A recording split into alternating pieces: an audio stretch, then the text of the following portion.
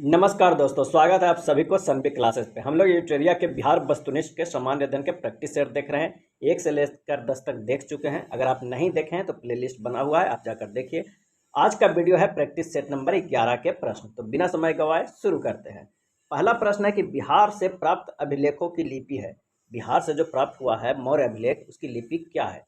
और इसका आंसर हो जाएगा ऑप्शन सी, ब्राह्मी लिपि में लिखा गया है मौर्य अभिलेख। नेक्स्ट है, महावीर स्वामी ने किस स्थान पर अपना अंतिम उपदेश दिए थे? महावीर स्वामी ने किस स्थान पर अपना अंतिम उपदेश दिए थे? और इसका आंसर हो जाएगा ऑप्शन सी, पावापुरी में। और पहला उपदेश कहाँ दिए थे? तो सारनाथ में दिए थे। प्रथम जैन संगति की अध्यक्षता किस जैन आचार्य ने की थी? प्रथम जैन संगति की अध्यक्षता किस जैन आचार्य ने की थी? और इसका सही आंसर हो जाएगा ऑप्शन ए, स्थूल भद्र ने किए थे। और उस समय राजा कौन थे? तो राजा अजातशत्रु थे।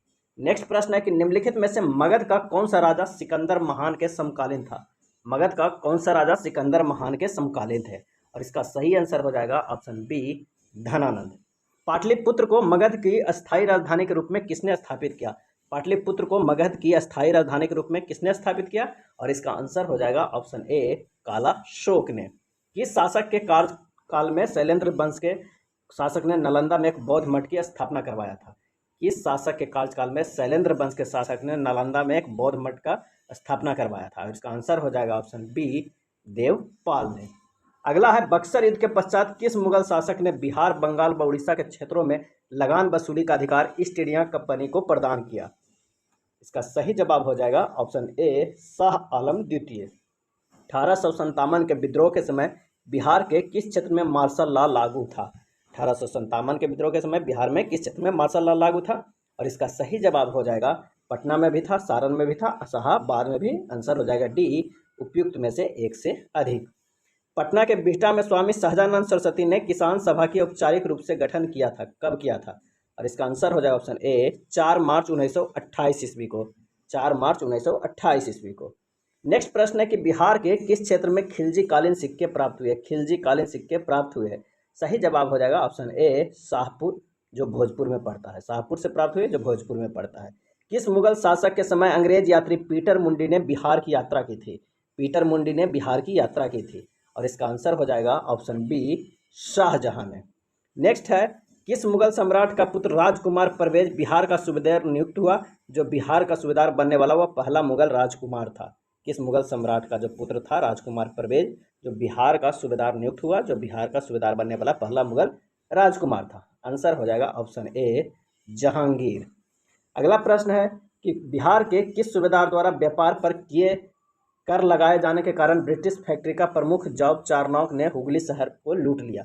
बिहार के किस सूबेदार द्वारा व्यापार पर कर लगा दिए जाने के कारण ब्रिटिश फैक्ट्री का प्रमुख जॉब चार्नॉक ने हुगली शहर को लूट लिया? और इसका आंसर हो जाएगा option C, Shahista Khan. Next प्रश्न है कि अंग्रेजों और बिहार में फौजदारी प्रशासन को अपने अधिकार में लेने के पश्चात पटना का प्रथम अंग्रेज मजिस्ट्रेट किसे नियुक्त किया गया था? और इसका आंसर हो जाएगा option A, Charles Francis grant को। नेक्स्ट प्रश्न है कि 1922 ईस्वी में कांग्रेस के 37वां अधिवेशन का आयोजन बिहार के गया में किया गया था। इस अधिवेशन के अध्यक्ष कौन थे? और इसका आंसर हो जाएगा ऑप्शन बी, चित्तरंजन दास थे। भारतीय राष्ट्रीय कांग्रेस के दूसरे अधिवेशन में बिहार के कितने प्रतिनिधियों ने भाग लिया था? दूसरे अधिवेशन में। और इसका आंसर हो जाएगा ऑप्शन ए, 31 प्रतिनिधियों ने। स्वामी सहजानंद सरस्वती ने बिहार प्रांतीय किसान सभा की स्थापना कब की? बिहार प्रांतीय किसान सभा की स्थापना कब की? और इसका आंसर हो जाएगा ऑप्शन बी, 1929 ईस्वी में। अगला है, बिहार में होम रूल लीग की स्थापना कब हुई थी? होम रूल लीग की। और इसका सही जवाब हो जाएगा ऑप्शन ई, 16 दिसंबर 1916 ईस्वी को। चंपारण में 3 कठिया पद्धति के अंतर्गत किसानों को अपनी भूमि के कितने भाग पर नील की खेती करना अनिवार्य था? तो 3 कठिया मतलब 3/20। 3 कट्ठा कितने में? 1 बीघा में। तो आंसर हो जाएगा ऑप्शन ए, 3/20। अगला है, बिहार के किस आंदोलन के दौरान राजेंद्र प्रसाद ने वकालत छोड़ दी? किस आंदोलन के दौरान राजेंद्र प्रसाद ने वकालत छोड़ दी थी? और इसका आंसर हो जाएगा ऑप्शन सी, असहयोग आंदोलन।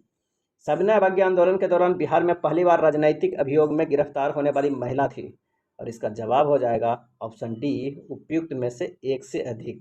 तो श्रीमती सरस्वती देवी और श्रीमती साधना देवी, ये दोनों थी। सविनय अवज्ञा आंदोलन के दौरान बिहार में पहली बार राजनैतिक अभियोग में गिरफ्तार होने वाली महिला थी श्रीमती सरस्वती देवी या श्रीमती साधना देवी। अगला है, डॉक्टर राजेंद्र प्रसाद को 9 अगस्त 1942 को गिरफ्तार करके भेजा गया था। 9 अगस्त 1942 को गिरफ्तार करके भेजा गया था कहाँ? तो इसका आंसर हो जाएगा ऑप्शन सी, बांकीपुर जेल में। प्लासी के युद्ध 1757 के उपरांत बिहार का उपनवाब किसे बनाया गया था? प्लासी के युद्ध 1757 के उपरांत बिहार का उपनवाब किसे बनाया गया था? और इसका आंसर हो जाएगा ऑप्शन ए, मीरन को। ईरानी यात्री मोहम्मद सादिक किस मुगल शासक के समय में बिहार आया था? ईरानी यात्री मोहम्मद सादिक किस मुगल शासक के समय बिहार आया था? और इसका सही जवाब हो जाएगा ऑप्शन बी, जहांगीर। निम्न में से कौन बिहार का अंतिम अफगान शासक था? बिहार का अंतिम अफगान शासक था, आंसर हो जाएगा ऑप्शन सी, दाऊद खां। नेक्स्ट है, बिहार के लगभग कितने प्रतिशत भूभाग पर जलोढ़ मृदा का विस्तार पाया जाता है? कितने प्रतिशत भूभाग पर जलोढ़ मृदा का विस्तार पाया जाता है? और इसका आंसर हो जाएगा ऑप्शन ए, 90%। निम्नलिखित में किस मिट्टी को धान के उत्पादन हेतु उपयुक्त माना जाता है, धान के उत्पादन के लिए? और सही जवाब हो जाएगा ऑप्शन ए, खादर मिट्टी। किस नदी को नारायणी के उपनाम से भी जाना जाता है? नारायणी के उपनाम से। सही जवाब है ऑप्शन सी, गंडक नदी को। मेची निम्नलिखित में से किसकी सहायक नदी है? मेची निम्नलिखित में किसकी सहायक नदी है? और इसका आंसर हो जाएगा ऑप्शन ए, महानंदा। गौतम बुद्ध वन्यजीव अभ्यारण्य स्थित है? गौतम बुद्ध वन्यजीव अभ्यारण्य स्थित है, आंसर हो जाएगा ऑप्शन सी, गया में। बिहार के कितने जिले उत्तर प्रदेश के साथ सीमा साझा करते हैं? बिहार के कितने जिले? और इसका आंसर है ऑप्शन सी, 8 जिले। अगले प्रश्न पे चलते हैं कि पूर्व मध्य रेलवे का मुख्यालय बिहार के किस जिले में स्थित है? पूर्व मध्य रेलवे का मुख्यालय बिहार के किस जिले में स्थित है? तो इसका सही जवाब हो जाएगा ऑप्शन बी, वैशाली। निम्नलिखित में कौन सी परियोजना बिहार, उत्तर प्रदेश तथा मध्यकाल की संयुक्त परियोजना है? और इसका आंसर हो जाएगा ऑप्शन बी, बाणसागर परियोजना। निम्नलिखित में कौन खरीफ फसल के उदाहरण है? खरीफ फसल के उदाहरण है, ये बताना है। तो धान भी है, बाजरा भी है, ज्वार है। तो आंसर हो जाएगा उपयुक्त में से एक से अधिक। अगला पोस्ट है कि वर्मी कंपोस्ट के व्यावसायिक उत्पादन पर अनुदान देने वाला देश का पहला राज्य कौन है? वर्मी कंपोस्ट के व्यावसायिक उत्पादन पर अनुदान देने वाला देश का पहला राज्य कौन है? और इसका आंसर हो जाएगा ऑप्शन ए, बिहार। बिहार में गन्ना का सर्वाधिक उत्पादन किन क्षेत्रों में होता है? गन्ना का उत्पादन सर्वाधिक उत्पादन में किन क्षेत्रों में होता है? सही जवाब हो जाएगा ऑप्शन ए, उत्तरी पश्चिमी क्षेत्र में। बिहार में स्थित अभ्यारण्य जैविक उद्यानों में कौन सा सही सुमेलित नहीं है? सही सुमेलित नहीं है, तो आंसर हो जाएगा ऑप्शन सी, पंत वन्यजीव अभ्यारण्य कैमूर में सही सुमेलित नहीं है, जबकि उदयपुर वन्यजीव अभ्यारण्य पश्चिम चंपारण में, गौतम बुद्ध वन्यजीव अभ्यारण्य गया में और संजय गांधी जैविक उद्यान पटना में, ये तीनों सुमेलित है। अगला प्रश्न है कि दिए गए विकल्पों में बिहार के किस उत्पाद को जीआई टैग प्राप्त हो चुका है? और इसका आंसर हो जाएगा उपयुक्त में से सही तो सभी का है, मगही पान का भी, कतरनी चावल का भी और शाही लीची का। तो एक से अधिक आंसर हो जाएगा। 2011 की जनगणना के अनुसार न्यूनतम जनसंख्या घनत्व वाला जिला कौन सा है? और सही जवाब है ऑप्शन बी, कैमूर। 2011 की जनगणना के अनुसार बिहार में पुरुष साक्षरता दर कितनी है? इसका सही जवाब ऑप्शन सी, 71.2%। बिहार की उत्तर से दक्षिण में कुल दूरी लगभग कितनी है? उत्तर से दक्षिण, आंसर हो जाएगा ऑप्शन बी, 345 किलोमीटर। अगला प्रश्न है कि बिहार विधानसभा में कौन सा विधानसभा सीट अनुसूचित जनजाति हेतु आरक्षित है? अनुसूचित जनजाति हेतु, और इसका आंसर हो जाएगा ऑप्शन डी, उपयुक्त में से एक से अधिक।